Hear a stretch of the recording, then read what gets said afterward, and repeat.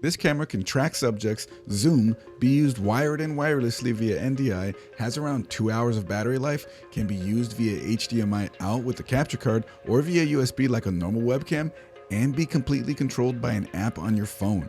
Does this sound interesting to you? Because it's pretty awesome. So let's talk about it. This is the OBSBot Tail Air. Webcams have been getting better and better, and I think cameras like the Insta360 Link and Facecam Pro have really started testing the limits of what a sort of basic USB plug-and-play webcam can do. Obviously, software makes both of these cameras work better, but that's not the point I'm trying to make. What I'm getting at is how the Tail Air from OBSBot takes what the Insta360 Link does and cranks it to 11. If you can see, the numbers all go to 11. Look. Tech specs real quick. Webcams aren't known for the kind of bigger sensors that give real cameras like DSLRs and mirrorless their advantage. With that said, the sensor size on the OBSBot Tail Air is on the bigger side for a webcam. It's 1/1.8 inch, same size as the Elgato Facecam Pro, but a little smaller than the Insta360 Link and Razer Kiyo Pro. It can do 4K 30 and 1080p 60 with autofocus. It can also record locally, which can come in handy, and it does H.264 at 100 megabits per second and H.265 at 80 megabits per second, which are great data rates for good quality recordings. It has a battery that can last 2 to 3 hours, a gimbal for automatic subject tracking, panning, tilting, and zoom. It has Bluetooth and Wi-Fi, but can also support an Ethernet connection via its USB-C port, and optionally supports NDI via Wi-Fi or Ethernet. It has a decent built-in mic, but it even has a 3.5mm mic in port, which is a bit uncommon. While it is only USB 2.0, it does support UVC webcam functionality too, but you can always use its HDMI output through a capture card as well. Yes, it can do that. One of the stars of the show, though, is the phone app. Enough talking, though, let me show you. When I'm connected into the camera through the app on my phone, all the settings and everything that you have access to really helps make it feel like a significant camera. Box select for tracking, I'll turn that off. I can do manual zoom and tracking, speed, adjust the camera, the directions that I want manually through a little on-screen joystick. Zoom even, let's see here. Could I pinch to zoom on this screen? No, but if I go over to this screen, I have control of focus, exposure, ISO.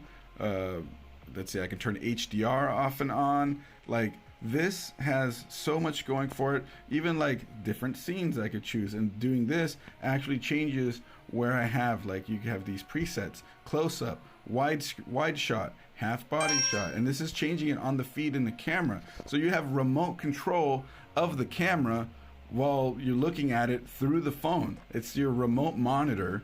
If you're coming from the higher end camera market, or anybody who does video work or anything like that, it's your remote monitor, but with the ability to control everything on the camera. It's not just a screen showing you what the camera sees. It's got a lot more functionality than that. That's awesome. Welcome back. If you're new around here, my name is Chris. This is Coalition Gaming, and I like to teach you guys about repairing, setting up, and streaming from your PC. If you're into that sort of thing, make sure you hit that subscribe button so you don't miss any of our videos. The onboard microphone on this camera is also worth talking about.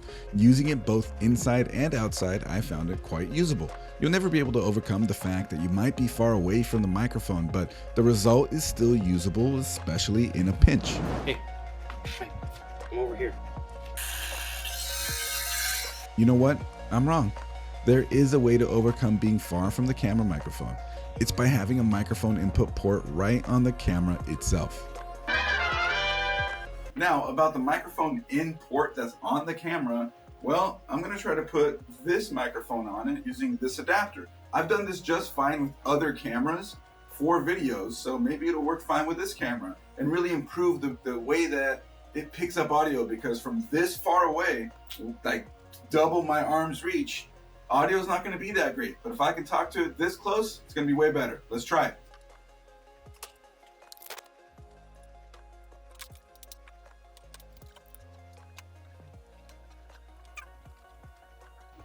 First attempt, I don't think it's working. So it didn't work automatically, but I went into the phone app and then I turned off the built-in microphone and it detected that I'm using the aux port. And here we are on this microphone in this webcam, this far away from it, but using a handheld dynamic microphone.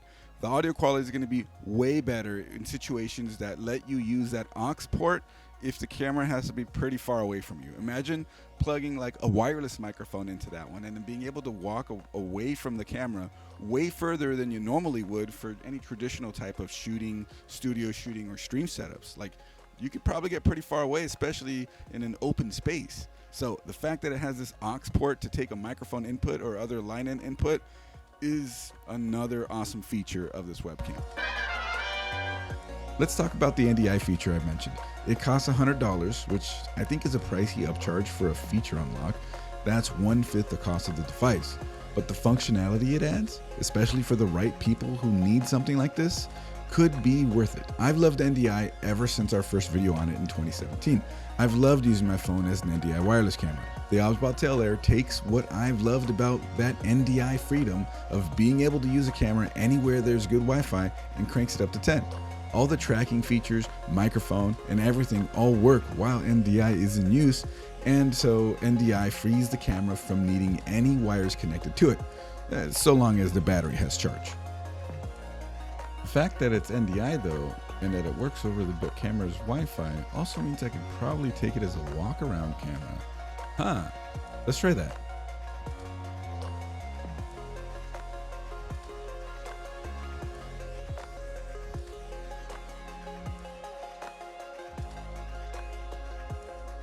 So I had to re-add it as a source in OBS in order to get it to work after unplugging it from the Ethernet adapter, but it is working completely standalone right now. I don't have it plugged into anything. It's just over Wi-Fi. But if I'm going to use it walking around like this, I should probably turn the gimbal on.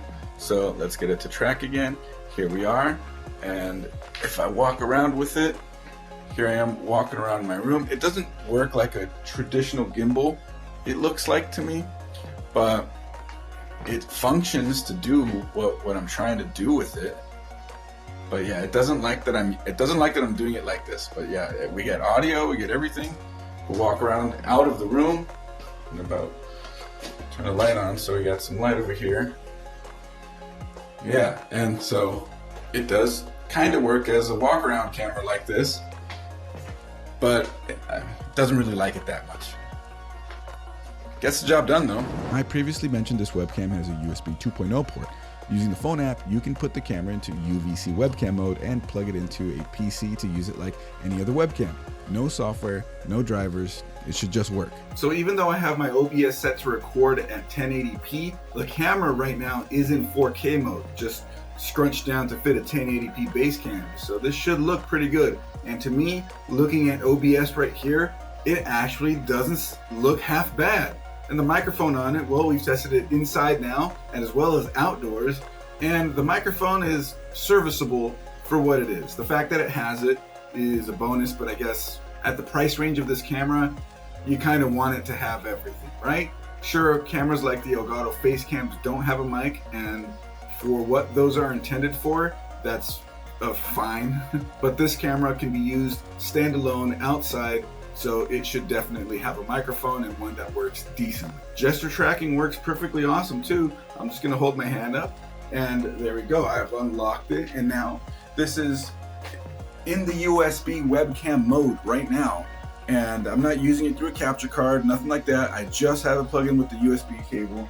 I'm not sure if it can stay charged this way yet, but I'm seeing all 4 dots lit up as in full charge while it's working just through USB-C. And so I unlock the tracking, I'm bringing the tracking back over here, and then I'm gonna lock the tracking back up. There we go, just like that.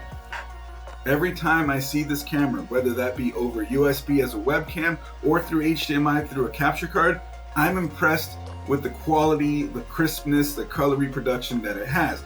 Yes, it does not have shallow depth of field like you'd get with something like a real camera. You know what I mean? But that's the life of a webcam that uses anything with a small sensor.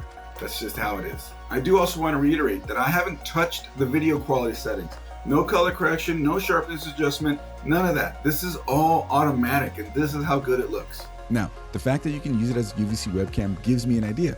Let's run it through NVIDIA Broadcast. It really ups the convincingness of, making this look like a higher end camera, even more so than what it already is. How does this work with the tracking though? Because I can see that being a problem. Let's unlock it and have a look. Honestly, it seems to be isolating you pretty good from what I saw right now, but let's move back. Because, movement is what makes NVIDIA Broadcast's background blur a bit of a weak point, but doesn't seem to be problematic right now. Honestly, it looks like in front of a green screen. This is actually kind of crazy. Breaking news! Right after receiving this camera for review, OBSBOT released a plugin for the Elgato Stream Deck. What does this mean? Well, let me show you. It's up on screen right now. I have a few things configured with it. The framing isn't exactly right now. So if I wanted to move that, I have these arrow buttons that are gimbal moves. So I can just manually put the camera where I want. Nope, not that way. Or hold it for smooth moves, or tap it for single moves like that. And that's doing a lot better at that angle right there. However, in the phone app, you can also do presets. So if this is the standard preset, you see the 1, 2, 3 that are right there. That's the standard, but I also set up a zoom 1, and I like that it's a slow sort of cinematic zoom in the way that it moves, because it's using both its zoom functionality and gimbal functionality to change position move. But I won't be like, hey, look over there. And it's just a smooth movement. The whole gimbal and camera move.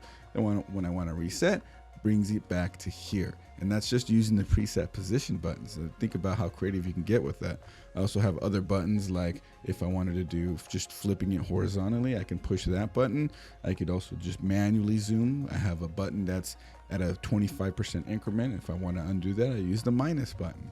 Now, if I'm going to click here, I'll show you everything you can change in here.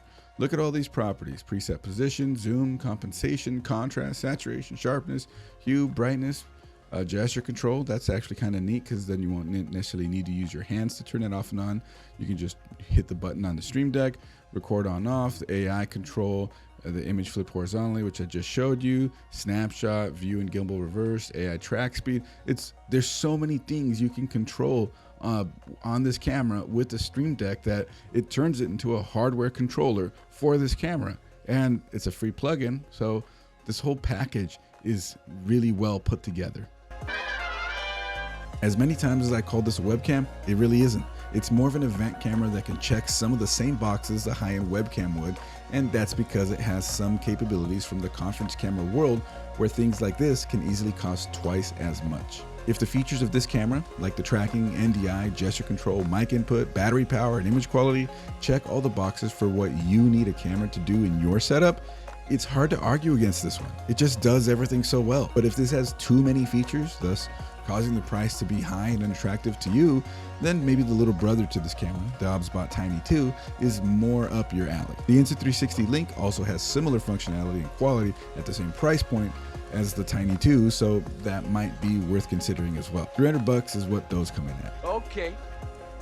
All right. Long story short, I really like this camera. If you really like it too, get it. If not, there are other options, like one of these cameras I've reviewed. If you like this video, you know what to do. Hit that subscribe button and that bell so you don't miss a single upload. Also, I stream to Twitch every Friday at 8 p.m. Pacific at twitch.tv/CoalitionChris. So come on by, drop a follow, and let's talk tech. Anyways, my name is Chris, and I've been your stream technician. Catch you in the next one. Bye. Check out the new shirts. Great technical evening. Our podcast. That's Brando right there. His agent.